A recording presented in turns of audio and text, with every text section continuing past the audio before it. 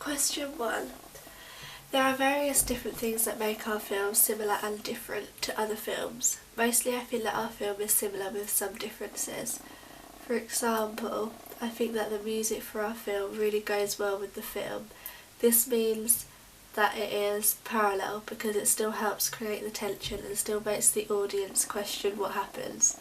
At the beginning of the film the music seems quite hollow, but later builds up, which also builds the tension. When the man enters the house, that's when the beat comes in, which also helps to make the nail-biting film. The location also really goes with the thriller film because it is at the house of the murder. It helps create a sense of realism. The setting has been made to be quite dark because when the male is outside smoking it's dark, and in the house the lighting is quite dimmed. We decided to keep the costume quite minimalistic so that it would create a sense of realism. The props are normal for a thriller film. The use of smoking and alcohol are similar to other films, but we have used them in our own way. We have edited the film in a different way to other films, as we have used overlays of the serious things that the audience need to take note of.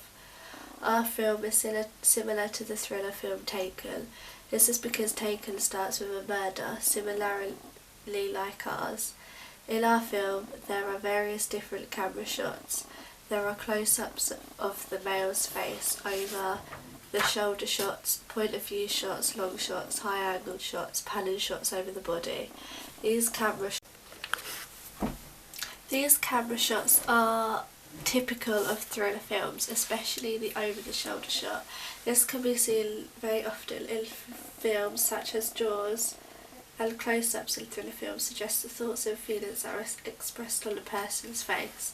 In our film he is seen to be emotionless. By using this shot in our film it lets the audience know what he is feeling without using any dialogue. There are only 2 characters in our film. In many other films there are obviously more. However, there is always a protagonist and an antagonist, the hero and the villain.